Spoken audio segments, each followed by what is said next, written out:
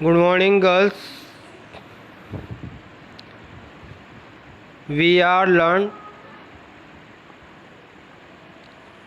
BSc Part 2nd, Paper 3rd,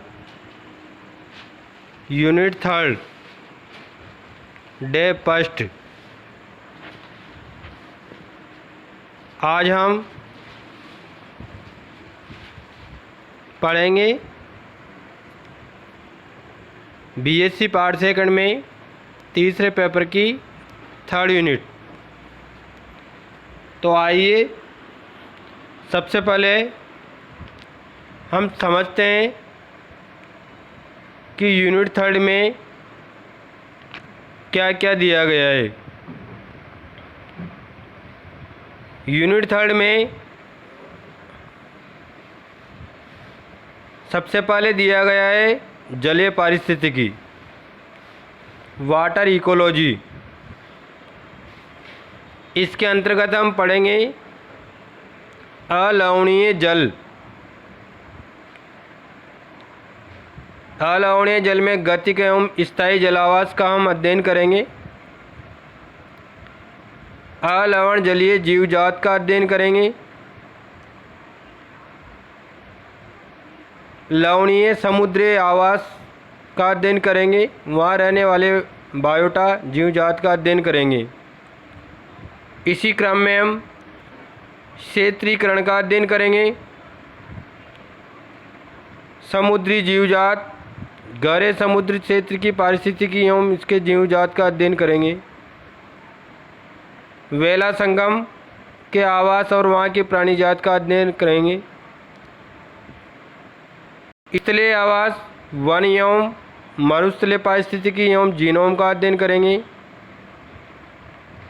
पारिस्थितिकी एवं मानव भविष्य वृद्धि दर का अध्ययन करेंगे। प्राकृतिक समुदायों के रूपांतरण में मानव की भूमिका का अध्ययन करेंगे। ठीक है, तो आइए हम आपको लेके चलते हैं जलीय पारिस्थितिकी में। सबसे पहले आवास पारिस्थितिकी, स्वच्छ जलीय आवास, जिसको हम अलवणीय जल भी कहते हैं।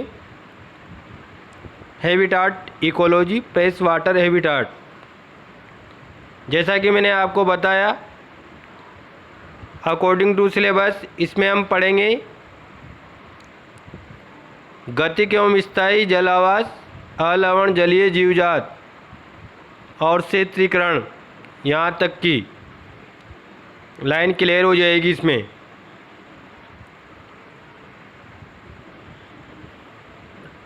सबसे पहले हम देखते हैं जल प्रकृति की आत्माएं। किसने कहा था? Doctor VP Kudeshia. क्या कहा था इन्होंने? जल प्रकृति की आत्मा है। फिर ये जल सार्वत्रिक घोलक है, यूनिवर्सल सॉल्वेंट। किसने कहा था? वैज्ञानिक दृष्टि से। वैज्ञानिक दृष्टि से वाटर क्या है? Universal solvent. हम आपको ये भी बता दें, पृथ्वी के 73% भाग पर जल पाया जाता है। कितने भाग पर? 73% भाग पर। चलिए नेक्स्ट चलते हैं। हम जलीय आवास का अध्ययन करेंगे। तो जलीय आवास के अध्ययन को निम्नलिखित 3 भागों में बांटकर अध्ययन किया जाता है। सबसे पहले स्वच्छ जलीय आवास, फ्रेश वाटर हैबिटाट। सेकंड है समुद्र जलीय आवास, सी वाटर या मरीन वाटर हैबिटाट। और थर्ड है वेला संगम आवास, इस्ट्यूराइन हैबिटाट। स्वच्छ जलीय आवास का मतलब आप जानते हो, स्वच्छ जल में यानी अलवण जल में रहने वाले जीवों का अध्ययन। समुद्र जलीय आवास यानी लवणीय जल, खारे पानी वाला जल, समुद्री जल और वहाँ की आवासीय प्रकृति। और थर्ड है वेला संगम आवास, स्टुराइन हैबिटाट। ये अगर आपको पता नहीं है तो वेला संगम बोलते हैं ऐसी जगह जहाँ नदियों के मुहाने समुद्र में मिलते हैं, मतलब ऐसी जगह जहाँ नदियों का समुद्र से मिलान होता है, तो उस मिलान के बीच का जो एरिया होता है वह मिलान वाली जगह होती है। उस जगह को, उस स्थान को बोलते हैं वेला संगम आवास। इसके बारे में विस्तृत हम जब इसको पढ़ेंगे तब और ज़्यादा बता देंगे। ठीक है, चलते हैं, नेक्स्ट चलते हैं। स्वच्छ जलीय आवास, हम पढ़ रहे हैं स्वच्छ जलीय आवास। स्वच्छ जलीय आवास यानी फ्रेश वाटर इकोलॉजी को लिम्नोलॉजी भी कहा जाता है। लिम्नोलॉजी अंडरलाइन कर लो, लिम्नोलॉजी। What is limnology? तो हम कहेंगे फ्रेश वाटर इकोलॉजी के अध्ययन को या फ्रेश वाटर इकोलॉजी को ही लिम्नोलॉजी कहा जाता है। चलो इसकी परिभाषा, इसके अंतर्गत ध्यान से सुनिएगा, इसके अंतर्गत स्वच्छ जलीय जीवों यानी स्वच्छ जल में रहने वाले जीवों, पौधे भी हो सकते हैं, जंतु भी हो सकते हैं, इसलिए कॉमन शब्द जीवों का उपयोग लिया गया है। स्वच्छ जलीय जीवों व उनका वहाँ के वातावरण से संबंधों का अध्ययन किया जाता है। आगे बात समझ में? स्वच्छ जल में रहने वाले पौधे व जंतुओं का उनके वहाँ के वातावरण से संबंधों का अध्ययन किया जाता है। ये है स्वच्छ जलीय आवास की डेफिनेशन। अब स्वच्छ जलीय आवास को दो भागों में बांटा जाता है अध्ययन की दृष्टि से, अपने अकॉर्डिंग टू सिलेबस। ठीक है, फर्स्ट है स्थिर जलीय आवास और सेकंड है अस्थिर यानी प्रवाही गतिशील जलीय आवास। स्थिर जलीय आवास, अस्थिर जलीय आवास। सबसे पहले देखते हैं स्थिर जलीय आवास। स्थिर जलीय आवास को इकोलॉजी में लैंटिक हैबिटाट कहा जाता है। लैंटिक, ठीक है, लैंटिक हैबिटाट कहा जाता है। इसके अंतर्गत जैसा कि इसके नाम से स्पष्ट है, स्थिर जल स्रोत जिसका पानी बहता नहीं है,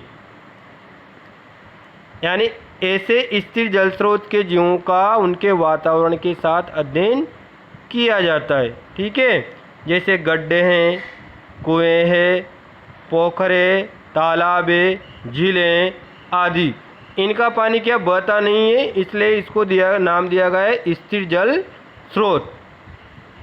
सेकंड है अस्थिर जलीय आवास जिसको कहा गया है lotic habitat. Lotic, lotic, lotic से समझ लो लौटना, यानी लौटेगा वही जो गतिशील है, चलता रहता है ना। तो लोटिक हैबिटाट यानी अस्थिर जलीय आवास। इसके अंतर्गत गतिमान जल के स्रोत जिनका जल बहता रहता है, ऐसे जल स्रोतों के जीवों का उनके वातावरण के साथ अध्ययन किया जाता है। ठीक है ना, लोटिक हैबिटाट। इसके एग्जाम्पल है नदियाँ, नाले, झरने आदि। ठीक है ना, नदियाँ बहती रहती है, नाले बहते रहते हैं और झरने भी बहते रहते हैं। चले नेक्स्ट चलते हैं। स्वच्छ जलीय वातावरण की 3 प्रमुख विशेषताएं। ठीक है, स्वच्छ जलीय वातावरण की 3 प्रमुख विशेषताएं होती है। एक तो लवणीय सांद्रता की न्यूनता, मतलब इनमें खारापन एब्सेंट तो अपन नहीं कर सकते, लेकिन न्यूनता यानी नहीं के बराबरी होता है। ठीक है। सेकंड है तीव्र धाराओं की स्थिति बने रहना। इसके अंतर्गत धाराएं हैं वह तीव्र बनी रहती है।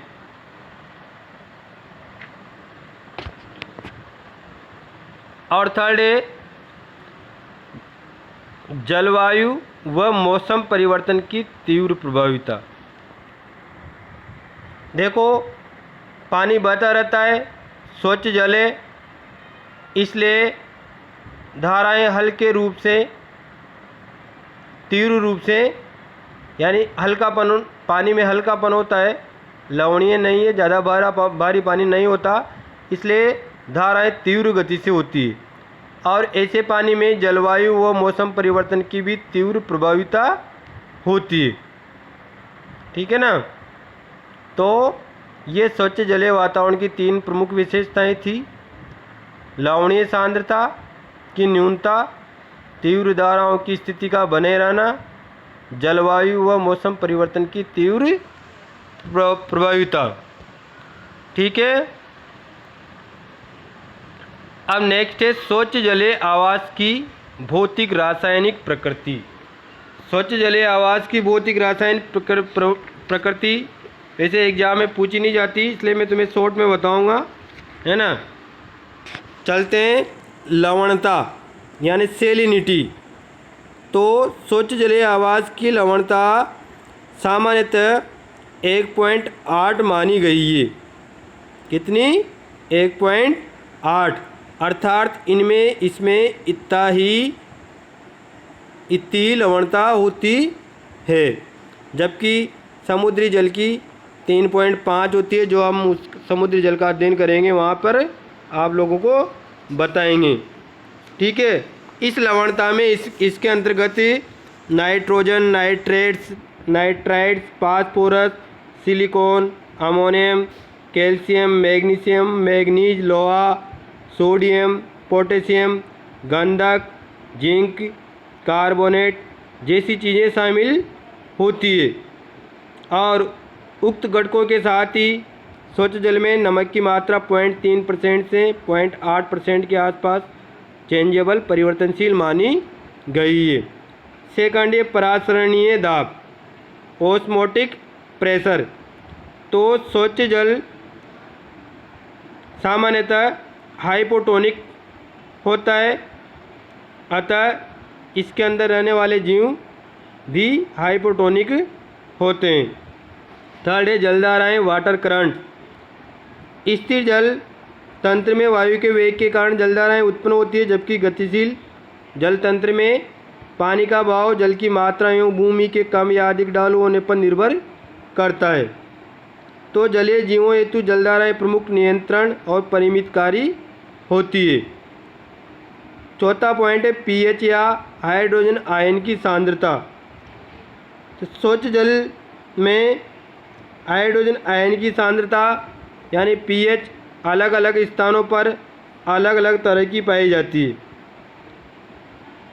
नेक्स्ट है अपना पारदर्शिता, ट्रांसपेरेंसी। तो चूँकि नाम से स्पष्ट है स्वच्छ जल, तो जल की पारदर्शिता के कारण यानी इसकी स्वच्छता के कारण इसके अंदर गहराई में पड़ी हुई वस्तुएं भी आराम से दिखाई देती है। और इसी पारदर्शिता के कारण प्रकाश की वेदन क्षमता बहुत ज़्यादा होती है और हम गहराई तक आसानी से देख सकते हैं।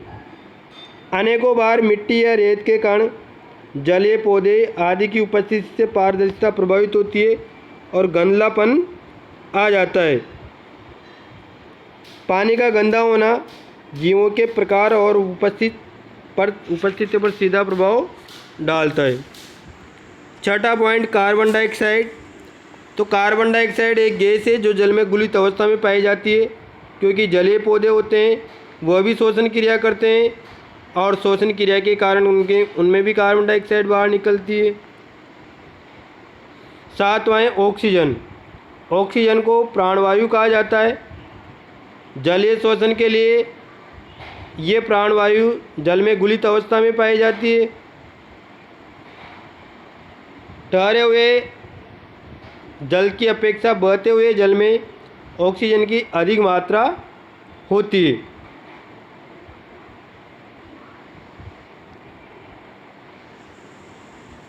नेक्स्ट पॉइंट है घनत्व। स्वच्छ जल का घनत्व सामान्यतः वाष्पीकरण होने पर बढ़ता है। और जहाँ वाष्पीकरण नहीं होता वहाँ पर जल घनत्व कम होता है। जल का घनत्व पदार्थ के सीधा समानुपाती होता है और तापक्रम के हमेशा व्युत्क्रमानुपाती होता है, यानी कि तापक्रम ज़्यादा है, वाष्पीकरण हो रहा है तो घनत्व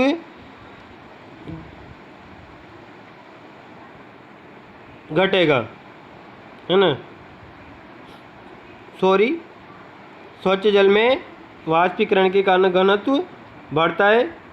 जल का अधिकतम घनत्व 4 डिग्री सेंटीग्रेड तापक्रम पर होता है। स्थानों की परिवर्तनशीलता के कारण पदार्थों की घुलनशीलता में परिवर्तन के कारण घनत्व भी चेंजेबल होता है। नेक्स्ट है दाब। दाब की दृष्टि से जलीय जीवों के ऊपर पाया जाने वाला जल स्तर का दाब वायुमंडलीय दाब के साथ मिलकर कुल दाब उत्पन्न करता है, जिससे जलीय जीव प्रभावित होते हैं। स्वच्छ आवास में स्वच्छ जल में दाब सामान्यतः कम होता है। उत्प्लावन क्षमता बायोंसी। कोई भी वस्तु किसी द्रव में होने पर उसके बाहर का द्रव हटाने की क्षमता रखती है, जिसे कि उत्प्लावन क्षमता कहा जाता है। नेक्स्ट है प्रकाश, लाइट। जलीय माध्यम में तो प्रकाश की अहम भूमिका होती है। स्वच्छ जल में प्रकाश की वेदन क्षमता अधिक होने से जीवों के वितरण पर इसका पूरा प्रभाव पड़ता है। जीवों की संख्या भी प्रकाश की उपस्थिति से प्रभावित होती है। ये इससे संबंधित अपन ने ट्रांसपेरेंसी में भी पढ़ लिया है। नेक्स्ट है तापक्रम। जल के निम्नलिखित विशिष्ट लक्षण जो कि तापक्रम से प्रभावित होते हैं। एक तो इनकी विशिष्ट ऊष्मा, उच्च विशिष्ट ऊष्मा होती है। जमने तथा वाष्पीकरण की उच्च गुप्त ऊष्मा होती है और जल का उच्च घनत्व होता है। और नेक्स्ट है रासायनिक घटक। तो स्वच्छ जलीय आवास में रासायनिक घटकों की सांद्रता भी बदलती रहती है। जीवों से स्रवण, मृत जीवों के शरीरों का विघटन, जीवित प्राणियों के अपशिष्ट से स्वच्छ जल की संरचना में कैल्शियम, पोटेशियम, सोडियम, मैग्नीशियम के कार्बोनेट्स, क्लोराइड, सल्फेट तथा नाइट्रोजन, फास्फोरस, लोहा व मैग्नीज जैसे तत्व एवं यौगिकों में परिवर्तन जीवों की उपस्थिति एवं क्रियाकलापों पर सीधा प्रभाव डालते हैं, जो पारिस्थितिकी अध्ययनों हेतु महत्वपूर्ण मानी जाती है। इस प्रकार गर्ल्स, आज हमने एक नई प्रकार की यूनिट की शुरुआत की है, जिसके अंतर्गत सबसे पहले हमने जल के सामान्य गुणों के बारे में जाना, फिर जलीय आवासों के विभिन्न भागों के बारे में अध्ययन किया, जिसमें से एक भाग स्वच्छ जलीय आवास का हम अध्ययन किया। तो इसमें सबसे पहले इसकी परिभाषा का अध्ययन किया, फिर इसके 2 विभिन्न भागों का अध्ययन किया, उनको परिभाषित किया, उसके एग्जाम्पल्स अध्ययन किए, स्वच्छ जलीय वातावरण की 3 प्रमुख विशेषताओं के बारे में अध्ययन किया और स्वच्छ जलीय आवास की फिजियोकेमिकल नेचर का हमने अध्ययन किया। हमें अपेक्षा है आप वीडियो को अच्छी तरह से सुनोगे और ये PDF का भी अच्छी तरह से अध्ययन करोगे। Thank you very much.